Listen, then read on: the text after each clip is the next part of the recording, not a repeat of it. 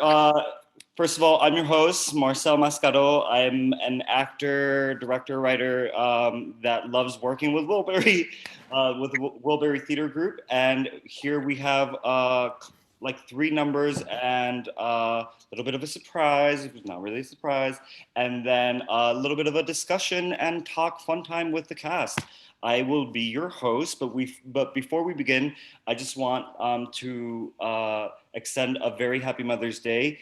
Feliz Dia de las Madres to everyone, whether you are a mother now, whether you're a mother to be, whether you have a mother, or whether you're a mother of pets. Happy Mother's Day to you. And also to remind you all that if you'd like what you're seeing today and all the other wonderful programming that the Wilbury Theatre Group has been providing for free, please go visit our website and provide and donate any amount you can. Really would be helpful to make sure that we can keep projects like this going for as long as we need to. Let me not shake my computer. And so, before we begin, I just want to introduce first the production staff of Miss You Like Hell. Before I introduce the production staff, let me let you know that Miss You Like Hell is a musical written by Quiara, Alegría, Hudes, and music and lyrics by Erin, McKeown. So the staff, we have our director. Do you want to speak for yourself? What's your name, friend? Thanks, Marcel. Hi, I'm Don Mays. I directed the play. Miss You Like Hell is the second play that I've directed at Wilbury, and I love working with the theater and the actors and the production staff. It's been a wonderful experience. Experience cut short, though. Yes, and we will talk more about that very soon on. From Matthew Requintina, what's your role? Tell us. Well, I'll tell you all. Musical director, because I'm just so excited. He's so good. But tell us a bit about your experience. Hi, everybody. I am Matt Requintina, as Marcel said. I was the music director for the show. I've worked with Wilbury for about 5 years. And this was probably the cast that I was most proud of to work with. And I had a really good time, and I'm happy to share at least a virtual stage with them one last time. Yeah. Great, thank you so much. And Dawn, do you want to speak a little bit about the rest of our staff that can be with us on the Zoom call today? Sure. Our set designer was Carrie. Our costume designer was Jesse. Lights and sound was, I just drew a blank, Andy. Yeah. All of whom are excellent. We all came together to put together a really dynamic show, both visually, auditorily, and with sound as well. So all the pieces came together really well. Extremely talented staff that we have working at the Wilbury, and I love working with all of them. Great, thank you so much. Oh, and my stage managing duo, we often refer to as the two old guys from the Muppets, the two old Muppets. But Jesse and Olivia, fantastic to work with. They were really on top of their game and helped us keep things rolling right along all the way up until the all too soon end. Yes, they had so much patience with me in particular. I was also on the show, but I forgot to mention that part. But let's get now to the people that, not that brought it to life, because the staff brings it to life, but the people that imbued these characters, that so many of us working on it, and the people that got a chance to see it in previews in our first and only opening night. These characters with life, with experience, the people that personally made me cry every day during rehearsal and filled my heart with joy. Let's hear it from our cast. Please introduce your names and the roles that you played, and maybe just one little fun fact about yourself.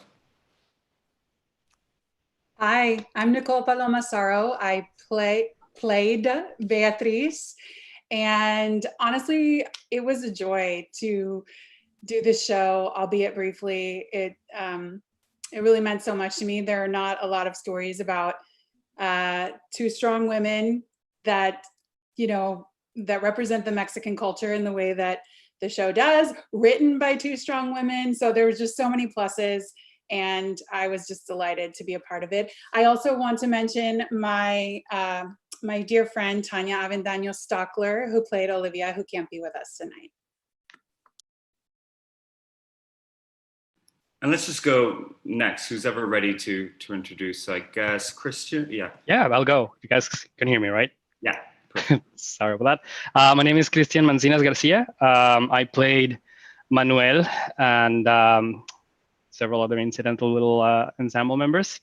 And fun fact, this was to be my second time in the show. I was actually part of the cast of the Boston premiere with Company One Theater. I played ensemble in that one, and I just love the show so much that I needed to do it again. So who's next? I think you're muted, Robert. Roger, you go. Roger, go next.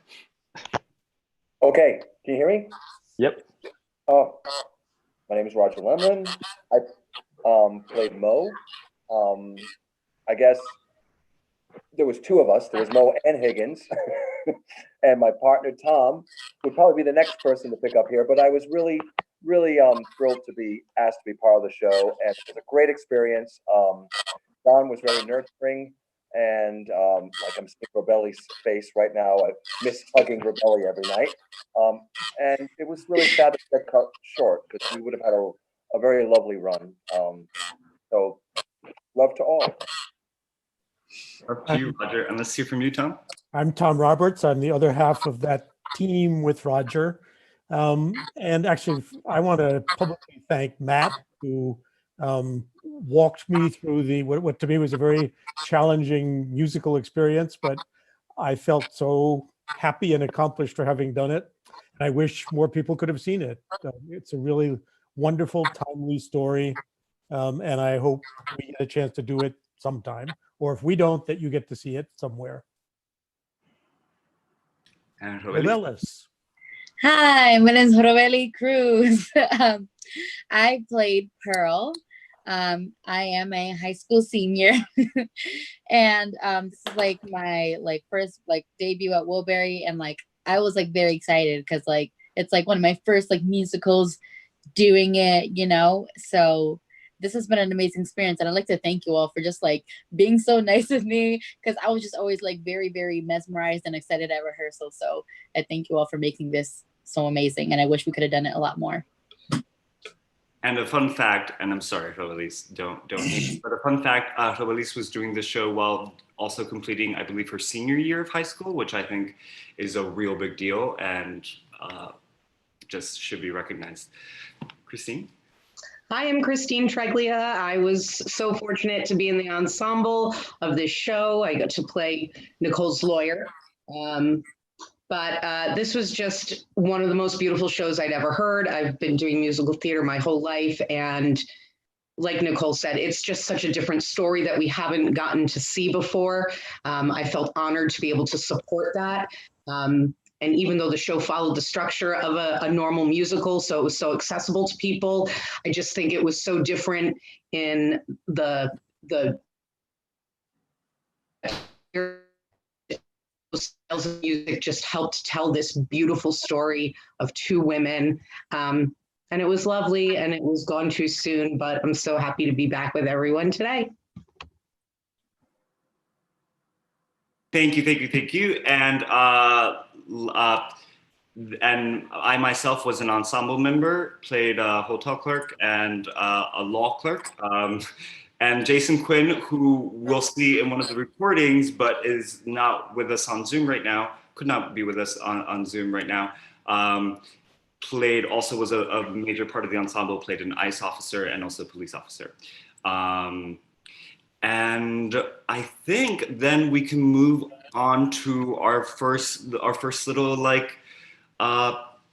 so let me explain a little bit of what you're about to see before I let the actors, primarily Nicole, set up the scene for the number we're about to see. So we've taken, I believe, 3 musical numbers from the play, and the actors during this week have recorded them on their own, with the help, of course, of their musical director and Max doing all the tech stuff. So you're about to see 3 little numbers of that, and then a number that was supposed to be in the play after our talk back, which was also written by Erin, who did music and lyrics for Miss You Like How.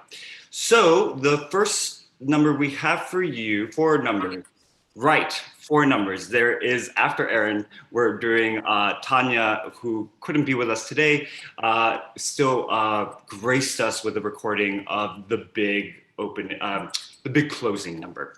And so the last thing I'm going to say before I leave it up to you, Nicole, to set up the scene, you and Dawn to set up the scene for us, is this is the 3rd musical number in the play, and always kind of my own personal favorite, because I have an incredibly close relationship with my mother, but like this relationship in the play, it's a mother-daughter relationship that is very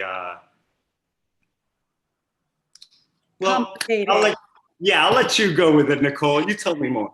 So in the show, I play Beatriz, who has been estranged from her teenage daughter for several years, and they're living on opposite coasts.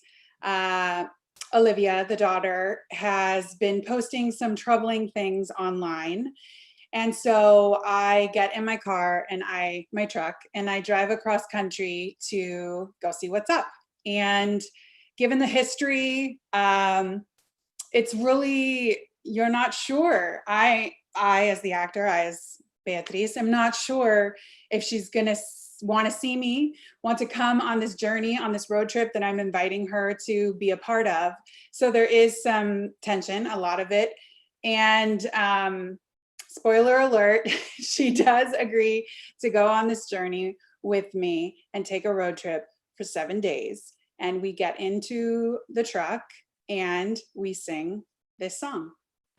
And I think that's your cue, Max.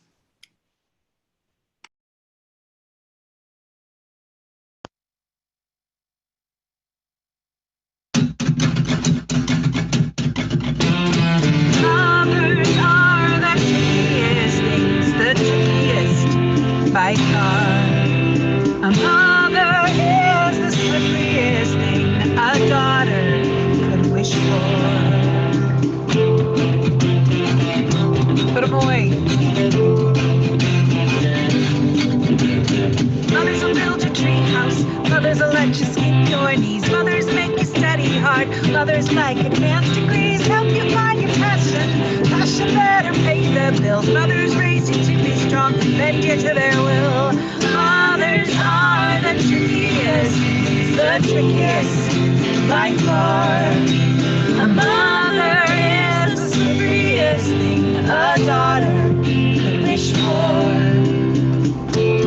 Tone down or goes out the window. Mothers will make you eat your greens. Mothers bring you midnight snacks. Mothers teach you where you're from. Mothers love you where you're at. Tolerate the combat foods. Help you walk in heels. Mothers get your first tattoo. ¿Estás loca? We're stumbling, fumbling, blind through a minefield. We're driving with blindfolds, backs to the windshield, head first off a cliff, not sure if there's more. How do you say ayúdame in mother, or help me in daughter? Mothers are your training wheels, hold you up and be your guide. Got me a bike, I taught myself to ride. Daughters second guess all the things that mothers do. Our Lady of Contradictions, how shall we bring it new? Motherhood is backaches, motherhood is heartbreaks.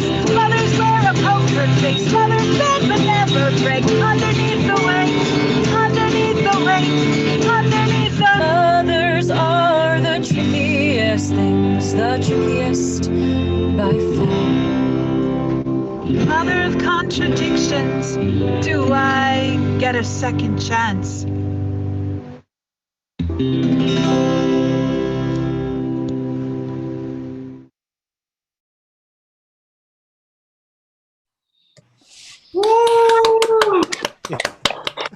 Oh, I watching missed that. hearing that. Yeah, just same. I miss hearing that a lot. Also, if I can say something, that cinematography, Nicole. Yeah. Holy. All the credit to my husband. And here's a fun fact that I didn't mention when I introduced myself. My 5-year-old daughter is now asleep just on the other side of this computer screen. Happy Mother's Day. Thank you.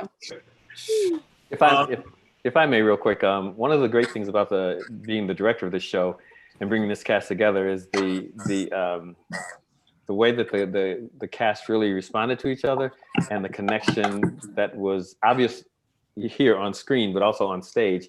The way that Nicole and Tanya came together made the experience so real and so powerful, and so it's the reason that everybody was crying during our rehearsals and during the performances.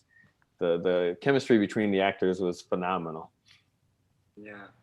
And Nicole, actually, thank you, Don, for bringing up that point. Could you talk a little bit more about the journey, or your journey of finding that chemistry with Tanya and with Don and everyone else? Because I do want to remind people that weren't able to see it. A lot of the songs in this musical are heralded by Beatrice or Olivia or what's your character's name? Christian. Manuel. But in almost all those numbers, the whole chorus comes in too. So I really missed that part of. So just speak about that, but also speak about this chemistry and how. Yeah, I had gotten offered the role a couple months prior, which is so great because I very rarely get this much lead time on playing a part. So it was so exciting to have time to like prepare and really like get into her skin before we started rehearsal. So I digress. Josh called me and said they were looking. I live in New York City, so I'm not. Well, I live in New Jersey, but just on the other side of the river. So I'm not local to Providence, as most of Providence or Boston, as most of the other actors are. So anyway, Josh called and said they were having people come in to read for Olivia, and was I interested? And I was like, oh my God, yes, because I know how important that connection and the need to just feel her. So I came, Don was there that day, Josh was there, and it was so easy to work with Tanya. We just clicked right away. Even on that first read, I mean, she was, I think, cold reading the sides that were given to her, and it was so natural. I feel like she is so Olivia in all the good ways. So it really, she made my job very easy. She was very easy to love and very easy to get frustrated with and get pissed at. And yeah, Don, I'll let you chime in. Oh, I mean, everything that you said is absolutely on point. And like I said, the chemistry was immediate, and I could see that you guys made my job easier, actually. But I knew that just all I had to do was just kind of open up the stage, open up the space for you guys to kind of take over and fill it. And you filled it in such an amazing way. I was just like, I was in awe. Yeah, and just real quick before we move on, can you share with me quickly that little story, or do you want to save it? The story of how you had a little road trip of your own. Oh, yes. So as I said, I'm based in the New York City area, and typically when I'm auditioning for jobs, I go into the city and audition for them. However, Wilbury only has local auditions, and I wanted to play this part so badly. And I had worked in Rhode Island before, so I thought, what the hell, I'll go and do an in-person audition in Providence. That's how much this show means to me. But what happened is on the day of my appointment, my husband had to work, and that's like a 3-4 hour drive. So I didn't want to pay a babysitter for 6 hours of babysitting. So I brought my little Paloma with me, and we took a road trip, much like Olivia and Beatrice do in the show. And she sat in the lobby of the Wilbury while her crazy mom went in and sang. And we came back out, and our road trip was less eventful than the one that we go on in the show. But I loved the symbolism of getting to share that experience with my daughter, much like the mother and daughter in the play share that experience. You also you also had something going on with your throat when you auditioned as well. So you couldn't sing, you couldn't blast like you normally do. So, but we could see that you had what we wanted in the character. God bless, I could not make an ounce of sound that day. And they just had to take my word for it, I think, that I could actually do it. Yeah, everything was there. I mean, everything else was there. And we, you know, we trusted what we heard in your voice. Matt can I just want to say that I prefer scratchy, dirty voices over clean, pure musical theater voices any day of the week. So that wasn't even a question for me. Anything else you'd like to say about working particularly on that song as a musical director? And also, I don't know if people know this, but Matthew, some musical directors do this, but not all. Matthew was also part of the band. I believe was playing electric guitar and keyboard. Yeah. So I guess this is more of a broad stroke response to that question. I've always found that my approach with this music directing stuff is to just kind of strip the songs down to as bare bones as we can get it and let the actors try and discover their own voice within the songs. And basically that's all I did, kind of similar to what Don was saying. They had all the stuff in it that needed to be in it, and I really just strummed my guitar and let them do their thing. So again, dream to work with, super easy. Let them find the voice and, you know, give a suggestion here and there, but 99% of it is all Tanya and Nicole. So great. And I'll shoot more musical questions at you, particularly when we get to our talk back. But let's move on with our second showing, which is Tom and Roger's big number. So as we know, Mother started this big old road trip. Tell us a little bit, Nicole as well, but Tom and Roger, how does Nicole's character meet you? How does Beatriz meet you too? Well, I mean, it's basically a road movie, and where mother-daughter getting reacquainted with each other, but then as they drive across the country or most of the way, they meet these unusual people. And Roger and I are two of the unusual people. Well, I was more unusual than you were, yeah. Speak for yourself. I did. Well, yeah.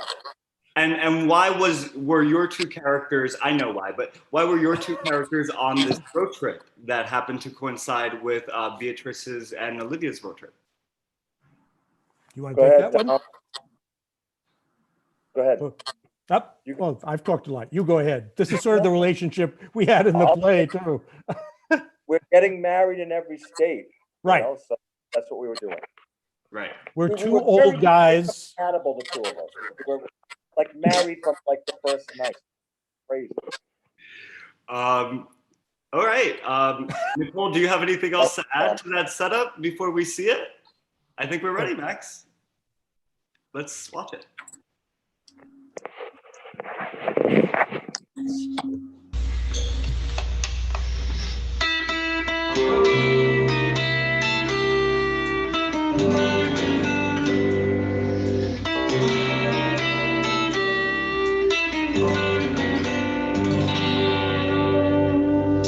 When a song's been sung, you can't unsing it. When a gift's been brought, it's brought. When a thing's been done, you can't unthing it. My bell's been rung, and you can't unring it. When you got an itch, can't unscratch it. When the toast is burnt, it's toast. That's right. When the ship has sailed, cannot catch it. My match is lit, and you can't match it.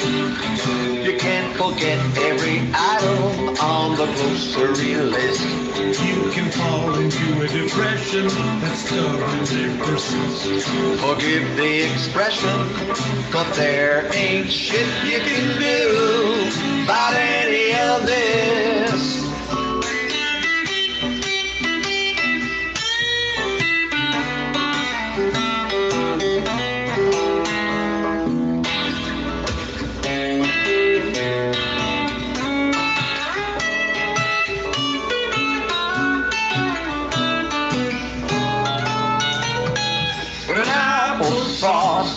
You can't unmush it when a wine glass breaks. Oh well, how time has flown by. If only we could unrush it.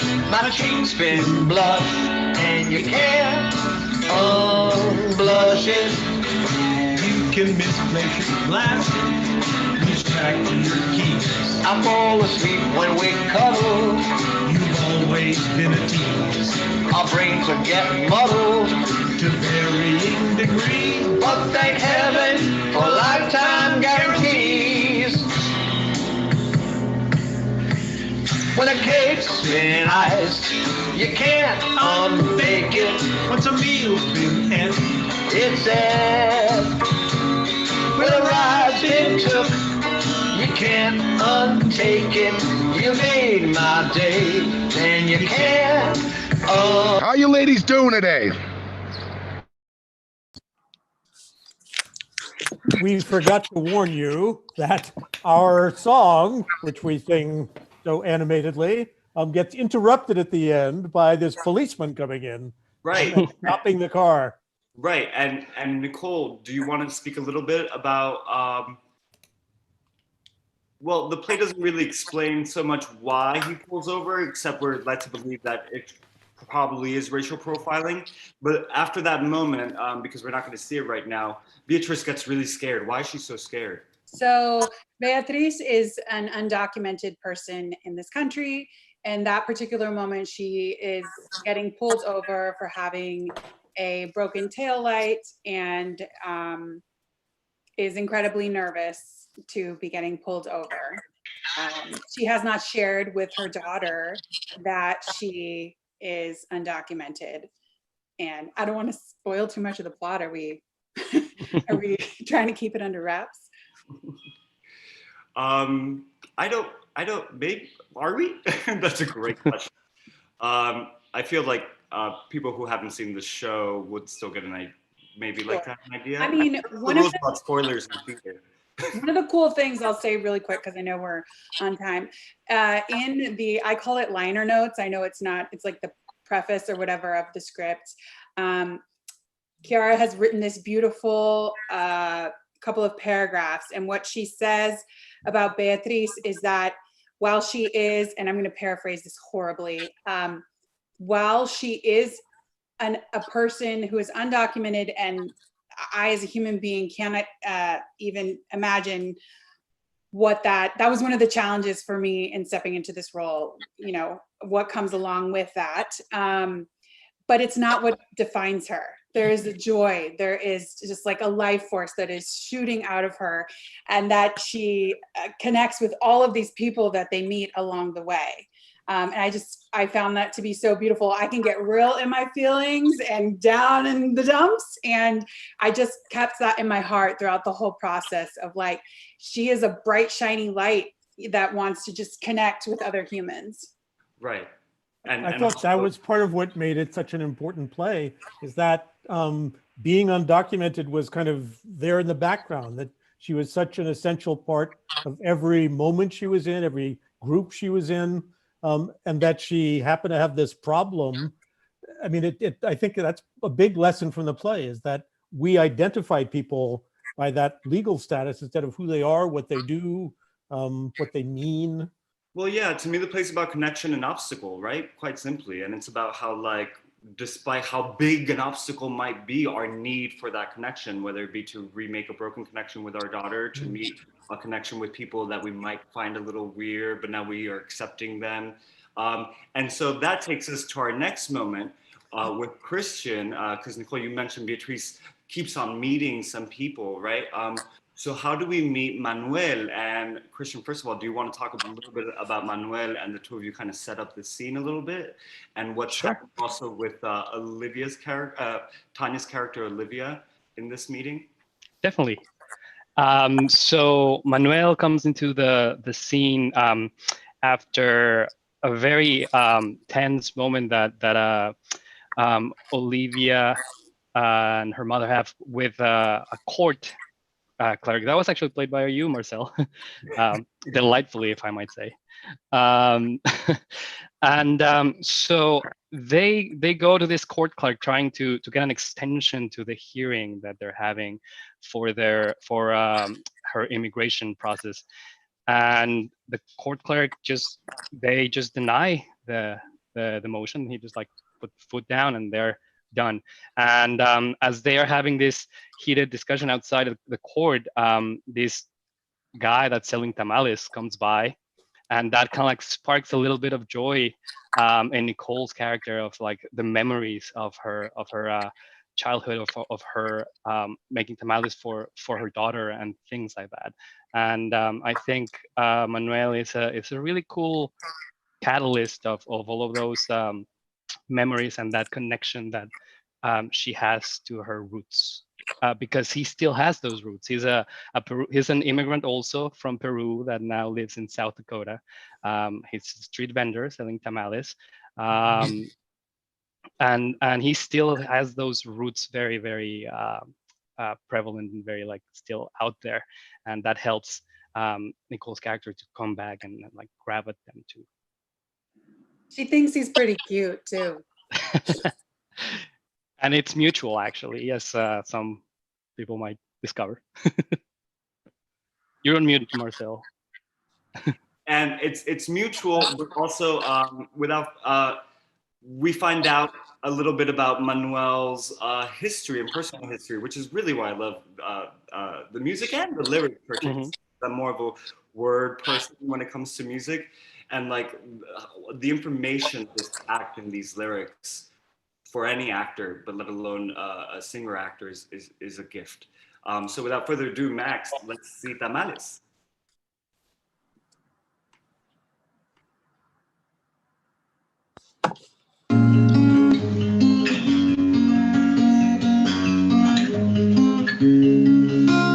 Cornmeal masa, you measure the dough by hand.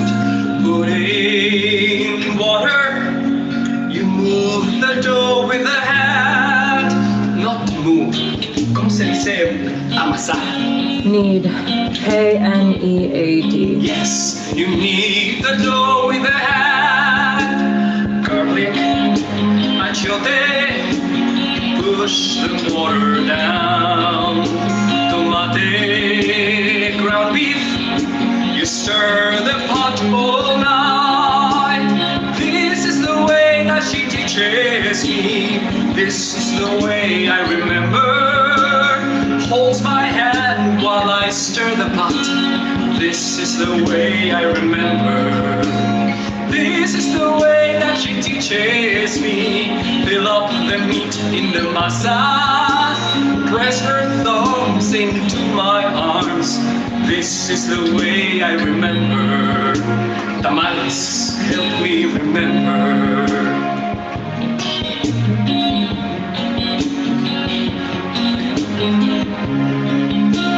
Hoja de maíz, you make the wrapper soft. White string, tie it to close the goodness in. Steam them, waiting, she says to give them time. Smell of her body, salt and sweat perfume. This is the way that she teaches me. This is the way I remember. Wrap her arms like banana leaves. This is the way I remember. This is the way that she teaches me. My concha, my primochita. Simple tamales, simple food. This is the way I remember. And when Monchita was getting sick, her spirit flies back to Peru. She leaves me here, you find me here, remembering.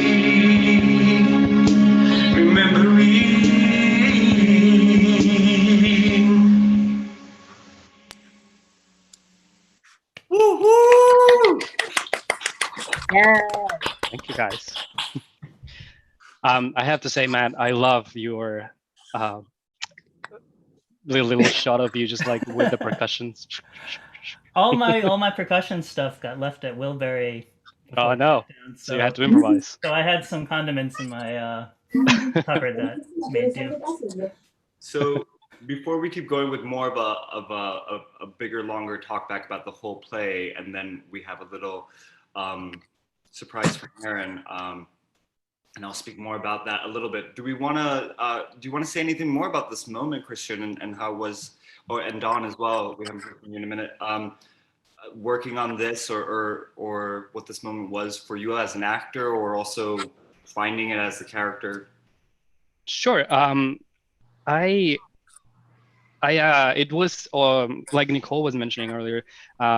It's hard to sometimes to get in the shoes of these characters, because their life experiences sometimes are just way beyond of what we usually go through. Right. I'm also an immigrant. I'm originally from Mexico, but I came here with everything ready for me. I came with papers. I was hired by someone and brought here. So my immigration story is way simpler and way easier than what these characters do. However, I do have an uncle that actually came to the U.S. in the 1980s with the whole Mojado initiative that I don't know if you guys remember about, how I think it was Reagan who opened the borders to some like workers, and mojado literally translates to wetback, as some people still remember that term, which right now it's not the term that we prefer to use.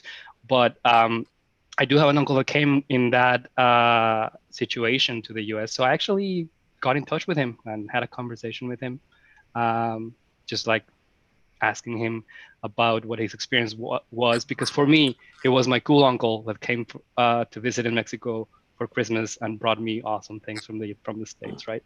So now as an adult, it was really cool for me to have this character and this opportunity to kind of like connect and just like try and understand what that experience was.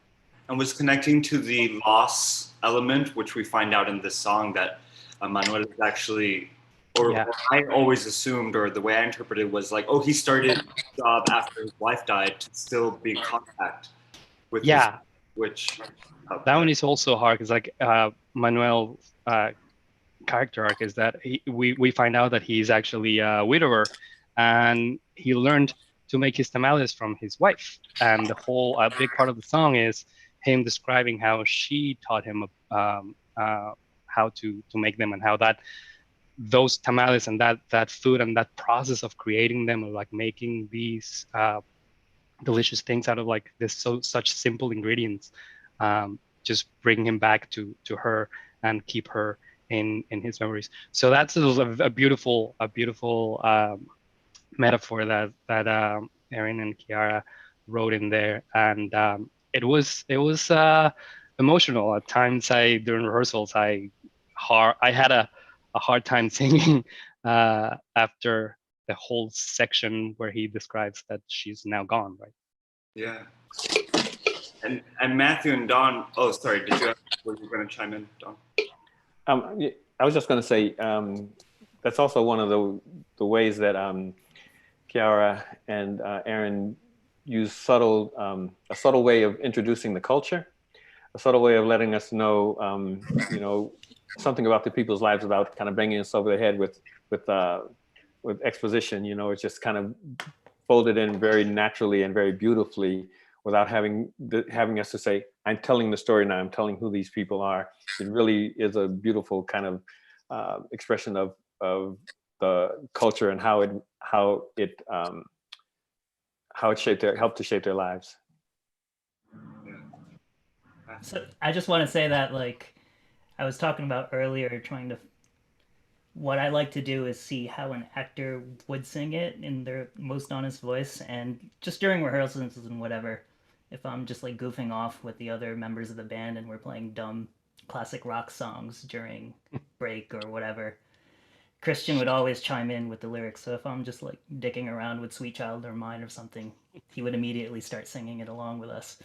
And so when we were doing Tamales, when it gets to the big, heavy, loud crescendo-y part, like I leaned hard into it with the band because I knew he would want to sing like a 80s rock god kind of thing. Yeah.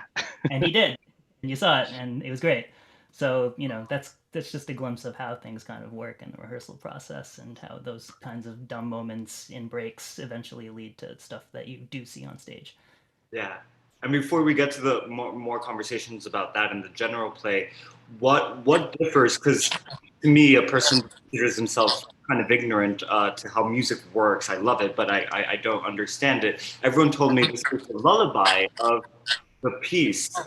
Everyone not in the cast, everyone outside of the cast that knew it was like, oh, that's like a lovely lullaby. How does this song differ musically for you than the rest of the others? Is there a difference?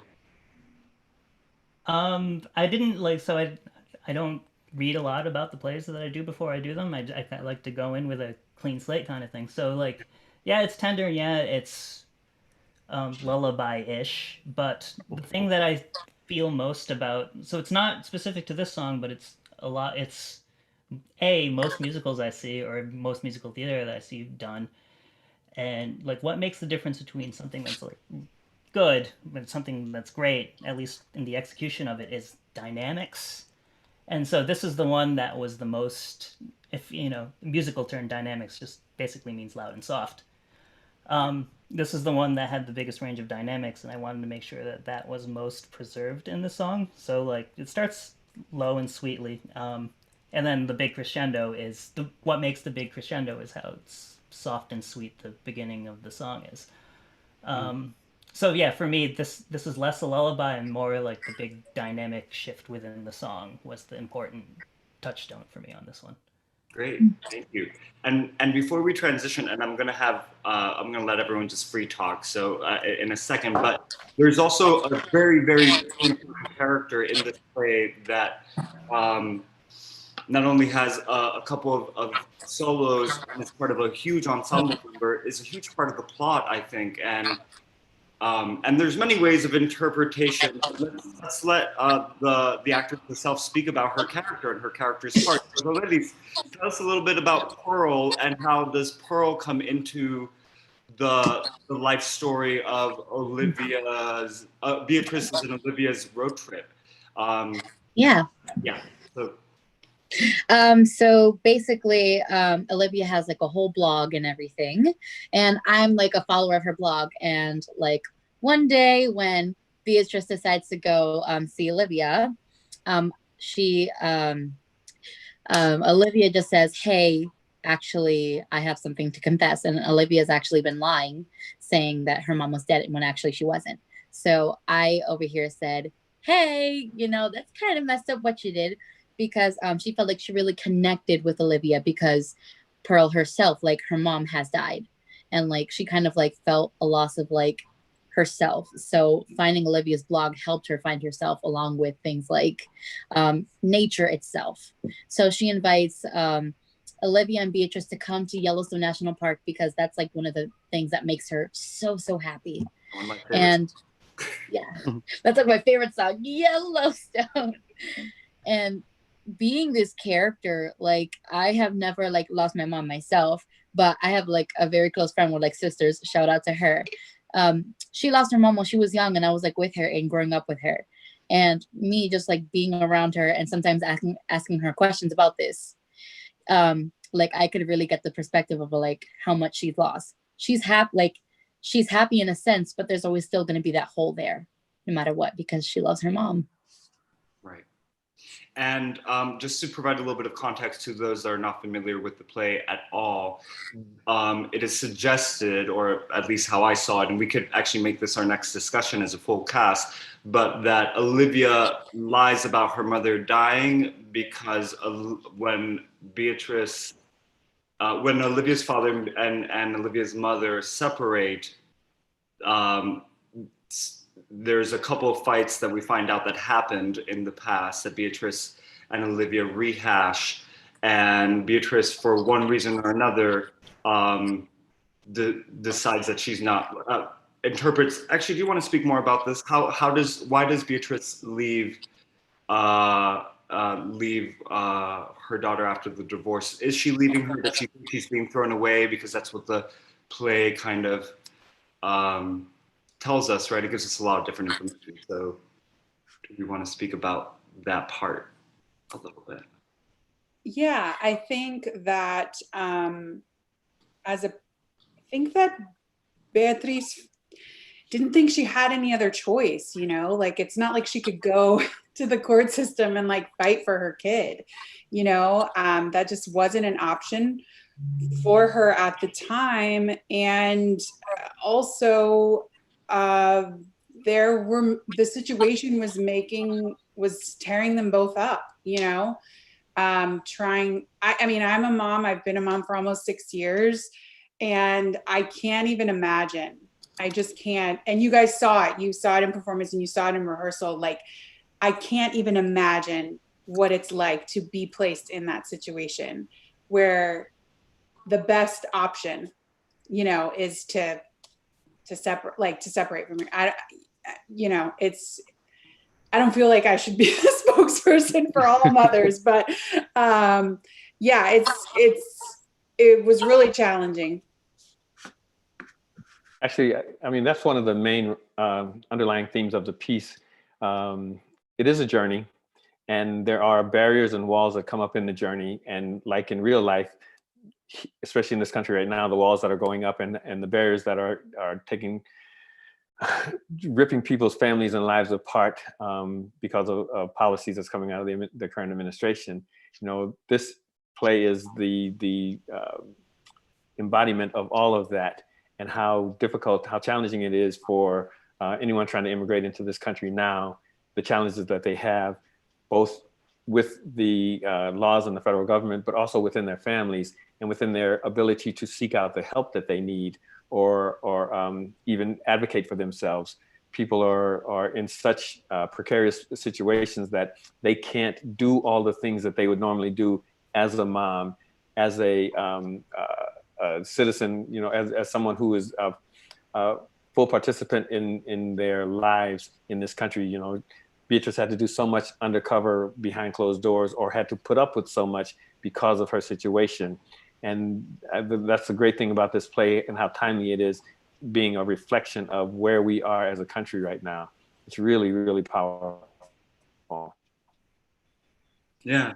Anyone else in the cast just want to speak up to those brought up? Yeah, Roel. Yeah. I also kind of wanted to elaborate that, like throughout this whole thing, like trying to dissect like who Pearl is essentially. Like I think like we all came to the agreement that like Pearl is essentially like Olivia's like kind of like opposite. Like they're both going through similar things, and I'm trying to like live through Olivia in a sense. Like I'm telling her, hey, this is your mother. Like I've lost mine. Like you don't want this to happen, because it's essentially like I'm her in the future, kind of in a way. Mm-hmm. I never thought about it that way. That's like you being her in the future. That's great. Christine, we haven't heard from you a bit. What were some of your experiences? Well, so much. I mean, it's just so many beautiful parts of the story. You know, when we were talking about Tamales that Christian sings, I had such a visceral reaction to that song, because even though it's culturally specific to these characters, you know, in my family, that's every memory I have with my grandmother, right, was in her kitchen. So I'll cry now talking about it. So that I just think that was such a beautiful universal song that so many people can connect to. And if it's not cooking, you can think of like what that thing is that somebody leaves behind that always holds that place. And there is so many parts of this show that's about these places in our heart that no matter how we try to block them off, there's a piece of people, right? Like, so Olivia is trying so hard to be mad at her mother, but once you learn the full story, once she gets to see Beatrice's full story and understand everything her mother went through for her, you know, that wall just crumbles. You know, we'll see it at the end. I'm glad we won't be live to watch that song. But yeah, that this was just such a beautiful show about how people hold on to these parts of you forever, you know, for better or for worse. And yeah, I mean, I felt so lucky knowing the relationship I have with my own mother. You know, I couldn't imagine you know, having this relationship that they have. So it broke my heart every night watching this daughter discover how much she needed her mother. It's beautiful. Yeah. Before I invite any other thoughts, I just forgot to mention, I spoke that Roelis's Pearl has a couple of songs. The reason we're not seeing any of them today is because all of her songs are also end in huge ensemble numbers, and we haven't yet figured out how to do, figured out with a cappella how to have so many people on at one time. But if we might have a little surprise weeks to come where if we can figure it out, we might just invite Roelis to do some Pearl songs because they're excellent. Any other thoughts before we move on? Like, Dawn, do you want to talk a little bit about the process with the designers, or maybe what you may know of like what your process was a little bit with people like Andy, because I know light played a huge role in this, as did costume set. I mean, really, it always does, but particularly in this play.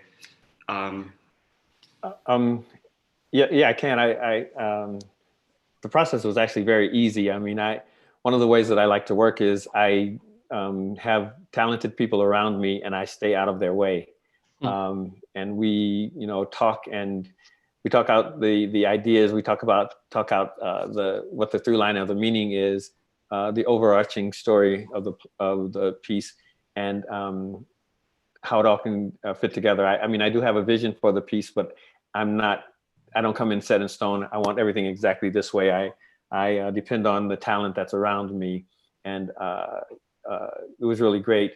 I love working with. I love a set that is minimalist, and that allows the actors to fill the space both emotionally and physically. So the actors are when there's not a lot of set pieces on the stage, the actors have to flesh out where they are, flesh out the location, flesh out the mood, assisted by the lighting and sound. So I think, I mean, I love theater that really pushes the talent to go beyond just saying the words out loud. If that makes sense. Yeah, and on that, I'd like to hear a little bit of the cast of, like, because I know for me it was definitely, I haven't been in a musical since high school, and I'm 30 now, so it's been a while. And to be in a musical where I thought, oh, I just have 2 lines, and really no, I was in every number, because there's like ensemble, like singing in almost every number in this play, even if it's like one note, I guess, or if I can just interject real quick though. Yeah. I don't know if there are folks who are watching who are going to be leaving at 8, but I would hate for anybody to miss the music that's coming up. If we can go beyond 8 o'clock and continue to talking, but if someone has to leave at 8, I would hate for them to miss the song that we have, the last song that we have for them. Right. So let's continue. That's a great idea, Don. So let's table this talk back, so then also we can have Erin, and then let's hear this song. Actually, Erin, do you want to talk about it a little bit before you start, how it was part of the show and why it wasn't, or do you want to leave that for later? Hi, everybody. It's so nice to see all of you. You all are doing such a great job. Like, I'm just like sitting on my couch, just like loving every minute of this, and so excited that people get a chance to see, you know, what you've made in Providence. I didn't say I'm Erin McKeown. I wrote the music and lyrics for Miss You Like Hell. And yeah, it's just been wonderful to hear each of you talk about your characters and what you found in them. That's been the real joy of like having this out of me and Quiara's hands. Like every musical, we had a very long process. This took 7 years to write, and we had a number of workshops and productions and stuff along the way. And there used to be two characters that we cut between our first production and our off-Broadway production. And one of them was a castaway, an actual, like, he was a dream castaway from Olivia's mind who lived on an island in her mind that was populated by the authors that she loved. And he had many songs, and he was sort of her guide as, you know, as the play went on, and she would talk to him a lot. And it was like was really confusing. That's what we found after the first production was like, is the castaway real? Who is Olivia talking to?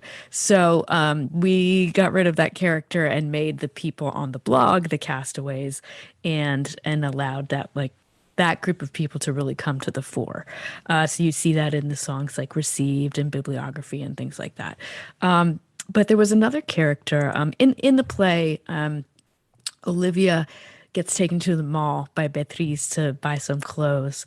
And in the original production of the show, she meets another person at the mall, a young 11-year-old named Mindy, whose mom worked at the Orange Julius in the mall. And instead of childcare, her mom would take her to the mall. And so Olivia had grown up in the mall. Mindy had grown up in the mall. And so she was just this like amazing character that whose only world she knew were the stores and the food of the mall. And she meets Olivia, and they have a really charged and fun and great interaction that, of course, as the logic of the play is, helps Olivia along her journey. And so she had a song that was a big number. And so I thought I would play you the song that Mindy used to sing to Olivia in the mall. This song would have gone between, I think it went after Mothers and before Received, I think, somewhere in there. So this is my guitar. This is my living room, by the way. This is my guitar called Little Guy, and as I'm singing this song. Remember, Mindy is this like precocious child who's grown up in like the biggest bastion of American capitalism you could imagine.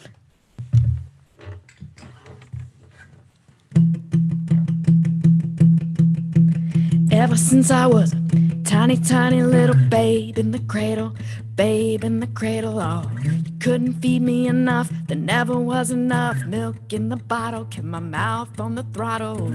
I've got an appetite for construction like a mall in the desert, oh, building me big enough, building me every month, big box kind of palace, stretching all the way to Dallas. America, I'm gonna eat you up. America, I'm gonna eat you like the golden arches, full of sweets and starches. America, I'm gonna eat you up. America, I'm gonna eat you like a blooming onion, bigger than Paul Bunyan. Ever since I was a rosy, rosy little babe in the schoolyard, oh, never a pillbox had made me sit still in that game show cafeteria, had me in deliria. I'm craving apple pie, spaghetti westerns, midnight marathons, Miss America batons, kissing me by the light of neon candles, ride me wild like a neon supermarket and casino. America, I'm gonna eat you up. America, I'm gonna eat you like the golden arches, full of sweets and starches. America, I'm gonna eat you up. America, I'm gonna eat you like a blooming onion, bigger than Paul Bunyan. Can you see? Say, can you see? Say, can you see?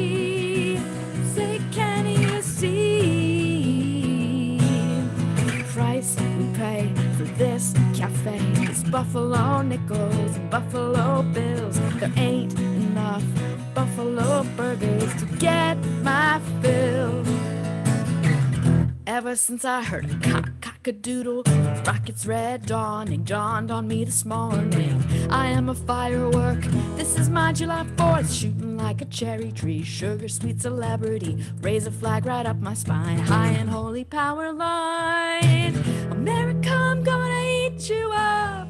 America, I'm gonna eat you like the golden arches, full of sweets and starches, like the golden arches, full of sweets and starches, full of.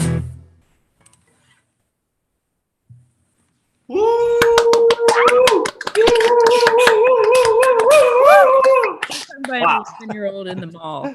And it had was an awesome. ensemble dancing in multicolored track suits as shoppers with pretty outrageous. And Allen Ginsberg, who is important in the play, makes an appearance in this song, riding a toy car around the stage. So you can see why we cut it.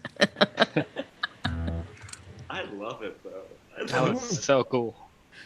Yeah, we only had one other cut song, a song that used to be Miss You Like How used to be 2 acts, and the top of the second act song was called Vecinos, and it was a song about the people that Olivia and Beatriz meet along the way, the courageous neighbors and kind strangers.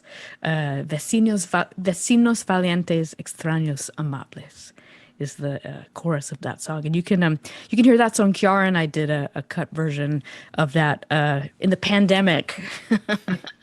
We've been releasing stuff, and we did a video together of during the pandemic of us singing that song. It's called Vecinos, so you can look it up.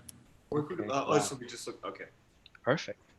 Cool. I would love to watch that. So they see us. Yeah, it's on La Jolla Playhouse is where we did our first production of this, and it's on their YouTube channel. Oh, also their Facebook, so you can check it out. Great.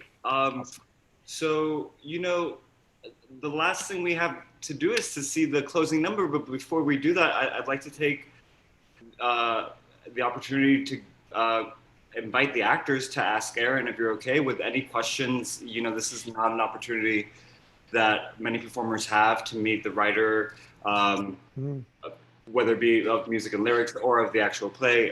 So particularly with a play like this that I see so much as an operetta almost. So even though there are scenes. I'm one of most people do musicals, and the people that wrote the musicals are dead. And I'm not dead. And I'm really happy. It's nice to see you again, Christian. That's amazing. Thank you so much. Nice to see you again. I remember when we met outside the Oberon in Harvard Square after the Boston premiere. So I'm really grateful for your words and music. Thank you. Thank you. I'm grateful for your work. I try to go to as many of the productions as I can because, like I said, I'm not dead, and I think it's important for people to know that musical theater composers are alive and thriving and look like this. And you can talk to them and ask them questions. And I think it's an important part of my work. Yes. Yeah. So any question that the staff or the cast, and also Erin, if you have any questions for us, please feel free. I'm letting this I have go. only praise and love. Only praise and love for you for doing this online thing, and also for the work that you did for the production. I'm just so sorry. I was supposed to bring my class of students from Brown. We got to see you all rehearse, and we were ready and in Providence the day that we were supposed to come see you, and that was the night that the governor and the mayor said no. Mm-hmm. That was it. Erin. I know that you never. You were well known as a folk musician for years, especially locally around here, and that this was kind of the first musical that you worked on. And how did you enjoy that? Do you feel like you want to write more musicals? Is it an art form that you really enjoy dipping into, or is this like a one and done? That was my child. And No, and if I can real quick, Erin, if you could share the story about how Quiara brought you on board, I think that's great. Yeah, sure. Well, to answer you, Christine, I am dumb enough to try this again. I really had a great time doing this. I mean, I'm someone who theater had been my hobby, like I grew up in a really small town, and like we didn't have cable, and so like entertainment was like, the hospital auxiliary doing their like yearly variety show and the senior class musical, and sometimes something at the college. And I grew up in a little town of Virginia, and so every once in a while my parents would drive us up to DC, and we would see like a touring production of something. But I just grew up as a theater fan, and then as I became a professional musician, it was like what I did on my day off. Like anywhere around the world, I would just look and see like what play or what musical was going, and I would see, I'd just go see theater by anybody anywhere. And so I never thought I'd write a musical. I just liked them, and I was in my senior class musical, which was Rodgers and Hammerstein's Cinderella, which is Not my favorite show. Anyway, but yeah, so I was humming along, having a career making records and touring, and Quiara was having her, illustrious career as a playwright, and I had never heard of her. And she had this play called 26 Miles that she wanted to turn into a musical, and so she went looking for a female composer to work with. And the people that she knew of didn't seem right for the project, so she asked a friend of hers, what female singer-songwriters should I know about? And I had gone to Brown, and that's my connection to Providence, and I had lived at AS220 for years. And someone that I went to Brown with was Quiara's childhood friend. And so she knew my music. And so she just put me on a list that she gave Quiara. I didn't know her personally. It was through having been in college at the same time. So Quiara found a record of mine called Hundreds of Lions that I made in 2009, actually. And she just wrote me an email out of the blue to my website. I just said from one Brown grad to another. And it said, I'm Quiara. I have Tonys. Do you want to write a musical? And, I wrote In the Heights. I have some Tonys. Do you want to write a musical? And, I didn't know who she was. And I actually didn't know about In the Heights. And, my theater loving was, I know, I see you, Nicole. I know, and now I do. It's that's the thing about theater. You find what you find, and I was always just traveling around and just seeing what there was to see, and I just had missed that. So anyway, I knew that I knew she was for real. She wrote the email as if I got emails like this all the time, and she needed to pitch me. Like that she needed to convince me that, like, oh, I know you have 5 other Tony-winning musical composers asking you to like work together, so please pick me. But anyway, we had lunch together in New York. She gave me the play, and I immediately loved the play. I could relate to both Olivia and Beatriz, and I also could really relate to the motor of a road trip. My music has always been about rhythm and about motion. And I've driven across the country. Like I literally can't tell you how many times I've driven across the country and all the different beautiful, amazing like nooks and crannies of America that I've gotten to see over the last 20 years as a touring musician. So it was just a real joy to like collect all that together in one place. And yeah, and like I said, I'm dumb enough to do it again. I have a new musical that I'm working on that I'm trying to write the book music and lyrics for. And we're supposed to have a reading this spring of it in Providence. Of course, that's another COVID casualty. But yeah, that's a long answer to both of your questions. Any other burning questions? We got room for like 2. I got one. Yes. Hello. Hi, Erin. I've been following you and Quiara since In the Heights because it's like my favorite musical of all time, just letting you know. But for someone who's like kind of like Afro-Latina and like sees Pearl as like, first like as this very strong Black woman, and I know like she's like based on like a real person, like a real park ranger and everything. Like, what did you kind of like think of that in your own perspective, in a sense? Well, we both Quiara and I love national parks. Like, I just think they are like they're just I know there's some phrase that calls them like America's greatest experiment or something like that, but I just think they're really American spaces.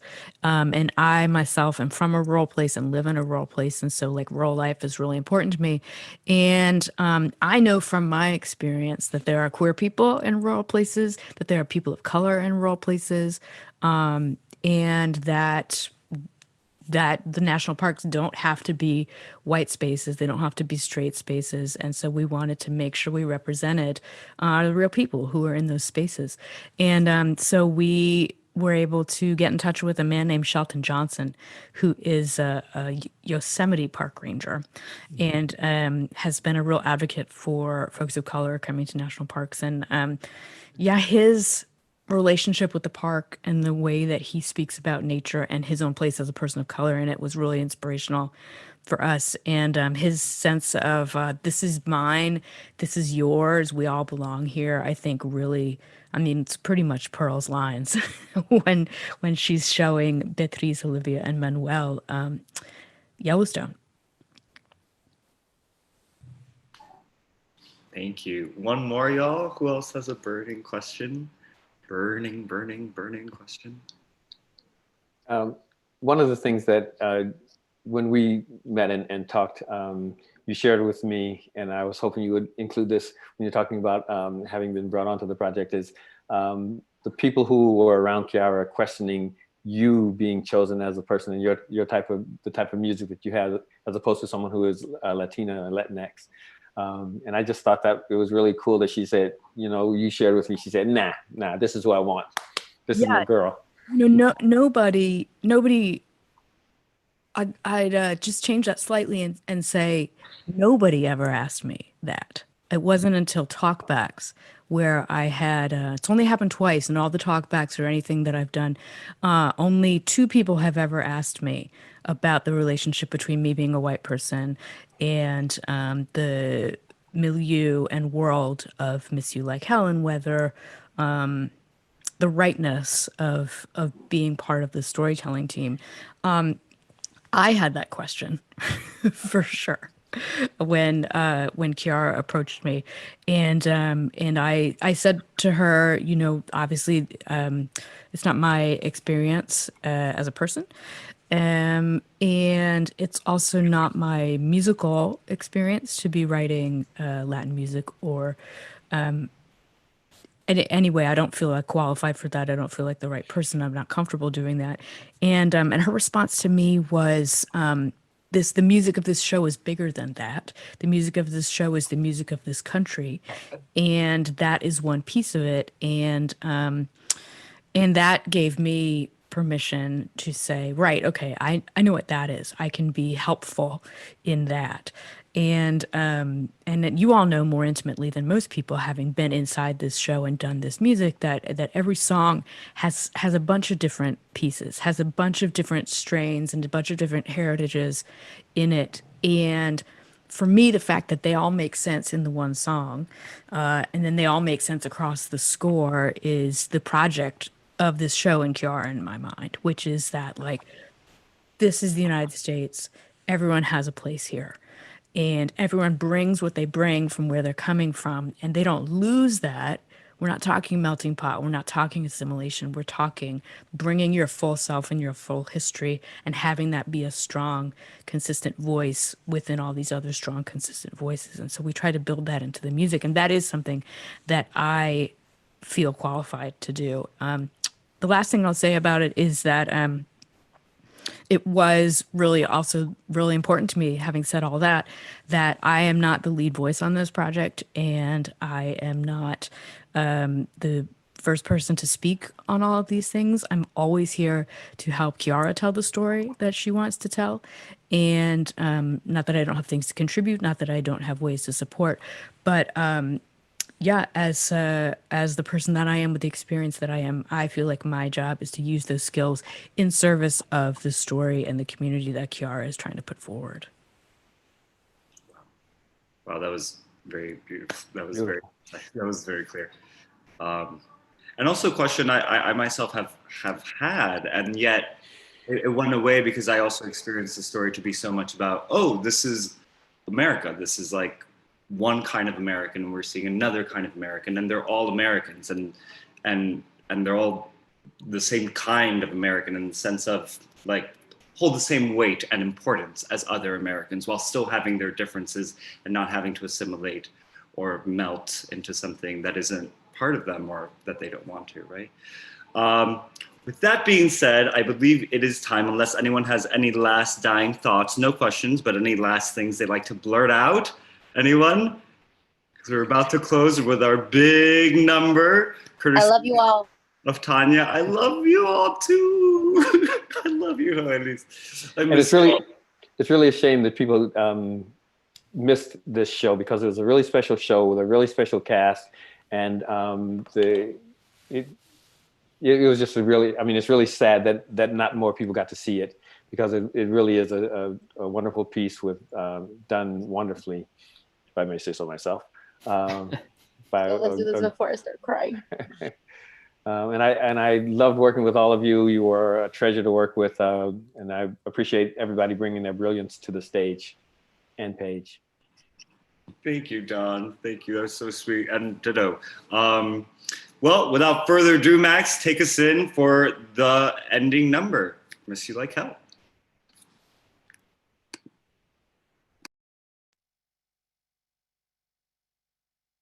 My first memory of her, tall and sweet, holding hands across a busy street. She could reach the sky, I came to her knee. I remember when she was always there. Homemade tamales and pre-made cookie dough. Every Halloween costume she would sew. Whispered Spanish until it became my own. Because I know her, I am known. Stories on her lap, places I dreamed of, stars on a map by faraway shores. As the ocean stormed and wailed, she gave me hammer, nails, and wood. I never thought that I could sail, she knew I could. She was always there, no matter where I went, she was always there. Taught me how to dance under the midday moon. Taught me how to drive in an afternoon. Taught me the birds and bees, though I already knew all the things a mom should do. How to pick your fights, when to wave the white flag, wrong or right. On your darkest nights, you just gotta pray. I saw her reach out her hand and drop her pride. I learned to look her in the eye. I'd rather be by her imperfect side than be alone, than be alone. She was always there, no matter where I went. She was always there, no matter where I went. She was always there. I'm gonna miss you like hell. There is a hole in the world in the shape of you. Missed you like hell.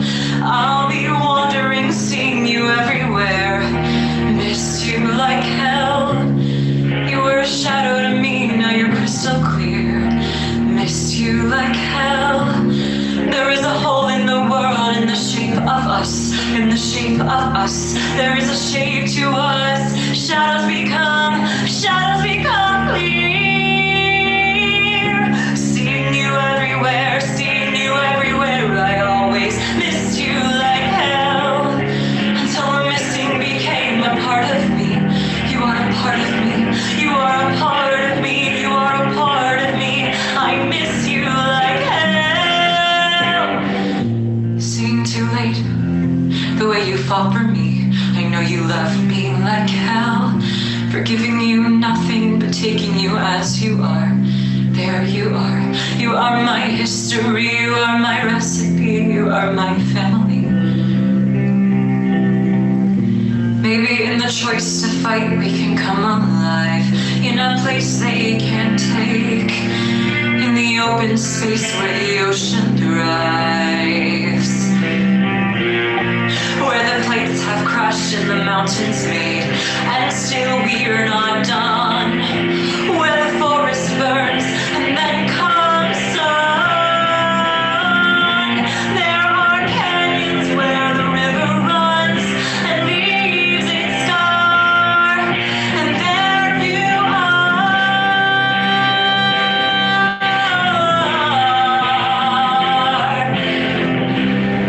I miss you like hell, like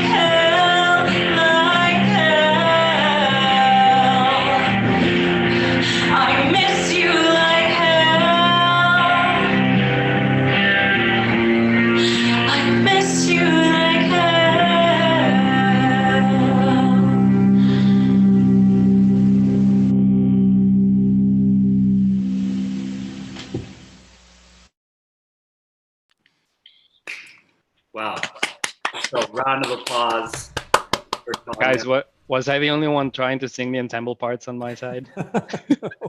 No. No. Just because I forgot to mention it real quick, and then I'll say goodbye.